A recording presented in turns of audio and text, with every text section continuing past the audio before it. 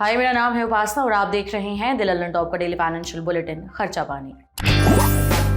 Brought to you by Punjab National Bank, भरोसे का प्रतीक।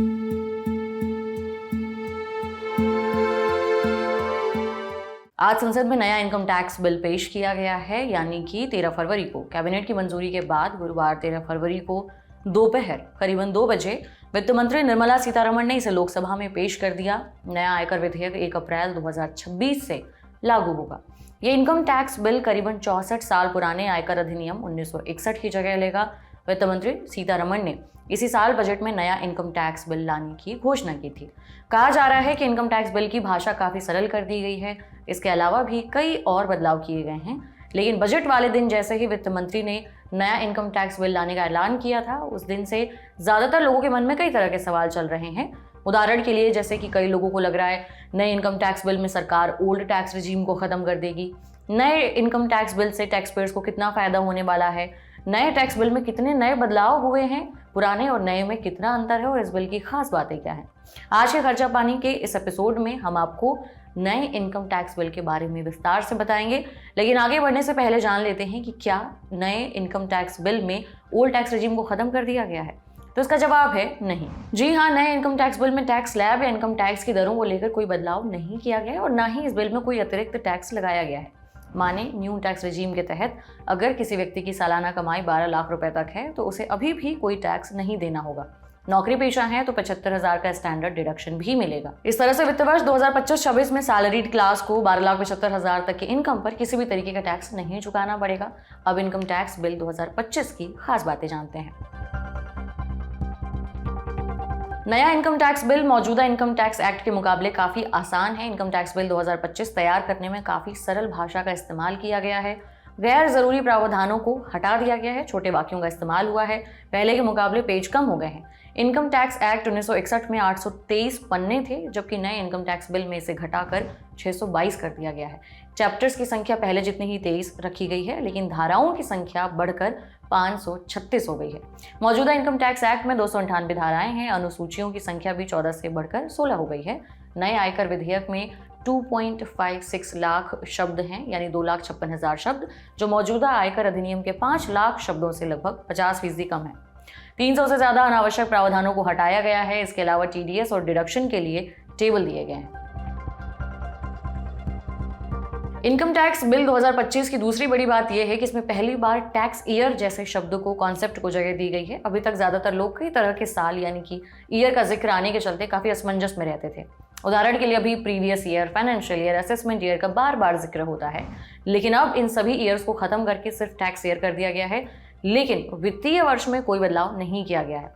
इसका मतलब है कि आगे भी एक वित्तीय वर्ष 1 अप्रैल से 31 मार्च के बीच ही चलता रहेगा, जैसा कि कुछ लोग इस बात की उम्मीद जता रहे थे कि नए इनकम टैक्स बिल में कैलेंडर ईयर को ही टैक्स ईयर घोषित किया जा सकता है, लेकिन ऐसा नहीं है। इसके अलावा भी सरकार ने नए इनकम टैक्स बिल में कई और बदलाव किए हैं। इन बातों के बारे में आगे और अच्छे से बताएंगे, लेकिन सरकार को मौजूदा इनकम टैक्स एक्ट हटाने की जरूरत पड़ क्यों रही है, इसे समझने के लिए हमने टैक्स एक्सपर्ट विनोद रावल से बात की। सुनिए। 1961 में ये कानून आया था और उससे पहले 1922 में आयकर कानून बना था।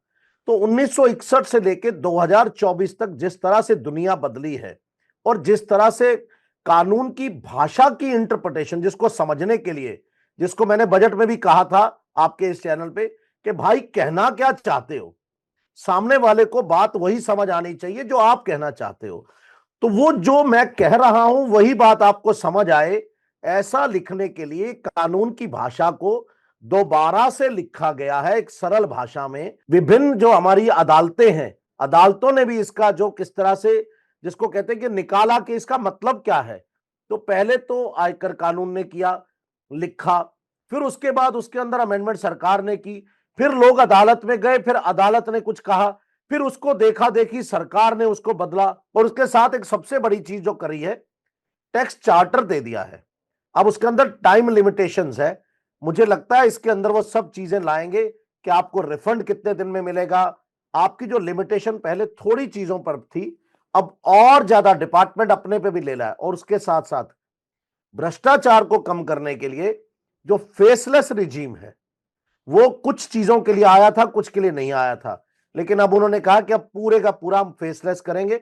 मतलब इनकम टैक्स डिपार्टमेंट पूरे का पूरा फेसलेस होने जा रहा है। नए बिल में एक बड़ा बदलाव अपडेटेड रिटर्न को लेकर हुआ है। लाइव मिनट में छपी एक रिपोर्ट बताती है कि नए बिल में अपडेटेड रिटर्न दाखिल करने की समय सीमा को 2 साल से बढ़ाकर 4 साल कर दिया गया है। इससे टैक्स पेयर्स को किसी भी तरह की गलती या चूक को सुधारने के लिए अतिरिक्त समय मिल जाएगा। सरकार का मानना है कि इन बदलावों से टैक्स भरना आसान हो जाएगा। जैसा कि अभी हमने जाना कि नया इनकम टैक्स बिल पहले के मुकाबले काफी आसान है, लेकिन क्या अब टैक्स पेयर्स को अपना रिटर्न भरने के लिए सीए या टैक्स के विद्वानों का चक्कर लगाने की जरूरत नहीं पड़ेगी? इसे समझने के लिए हमने टैक्स एक्सपर्ट से बात की। कम से कम उसको बात समझ में आएगी कि कानून में लिखा क्या है, क्योंकि पहले तो उसको छोटी से छोटी चीज के लिए सीए की जरूरत पड़ती थी, लेकिन अब मुझे लगता है उतनी ज्यादा नहीं पड़ेगी। हालांकि इससे मेरा जो काम है वो अफेक्ट होता है, लेकिन क्योंकि मैं भी तो सिटीजन हूं, मैं भी जैसे मेडिकल की भाषा मैं नहीं समझ पाता, ऐसे ही कानून की भाषा समझने के लिए मुझे किसी के पास जाना पड़ेगा। पर कम से कम छोटे छोटे कामों के लिए नहीं जाना होगा, वो काम इससे आसान हो गया है। समझ में आएगा तो किताब पढ़ के वो समझ सकता है कि वो क्या ना क्या चाहता है। सीए की जरूरत पड़ेगी, भगवान करे आप इतना पैसा कमाएं कि आपको सीए की जरूरत पड़े, पर कम से कम आपको छोटी बुखार की दवाई लेने के लिए ऑफ द शेल्फ जो चीज मिल सकती है, जैसे आप पूरी दुनिया में कुछ दवाइयां ऑफ द शेल्फ मिलती हैं, कुछ प्रिस्क्रिप्शन पे मिलती हैं, तो प्रिस्क्रिप्शन के लिए तो आइए, लेकिन ऑफ द शेल्फ कम से कम छोटी मोटी नजला जुकाम की दवाई के लिए कम से कम सीए के पास मत जाइए। नए आयकर विधेयक में धारा 67 से 91 में के बीच वर्चुअल डिजिटल एसेट्स जैसे कि क्रिप्टो करेंसी वगैरह पर लगने वाले टैक्स को लेकर साफ साफ जानकारी दी गई है। इसके लिए सभी नियम कायदों का बाकायदा जिक्र किया गया है। इनकम टैक्स बिल में कर्मचारी स्टॉक ऑप्शंस यानी ईसॉप पर लगने वाले टैक्स के प्रावधानों को साफ किया गया है, ताकि इससे जुड़े विवादों को कम किया जा सके। क्रिप्टो करेंसी और स्टार्टअप्स को लेकर नया इनकम टैक्स बिल में क्या बदला है, इसे और अच्छे से समझने के लिए हमने टैक्स एक्सपर्ट से बात की। कुछ डेफिनेशन बदली गई, जैसे अब क्रिप्टो करेंसी आ गया है, उसके अंदर आपका उसको वर्चुअल डिजिटल एसेट को कैसे टैक्स किया जाए। आज किसी एम्प्लॉय को नौकरी पर रखते हैं तो स्टॉक ऑप्शन का जमाना है, पहले कभी शेयर कंपनियां नहीं दिया करती थी, लेकिन भारत में भी अब स्टार्टअप जिस तरह से आगे बढ़ रहे हैं उनको भी कुछ लेना था। तो ये जितनी इस तरह की चीजें थी, नॉन रेजिडेंट, अब पहले लोग उतने ज्यादा भारत से बाहर नहीं जाते थे, उनकी टैक्सेशन का सिस्टम था।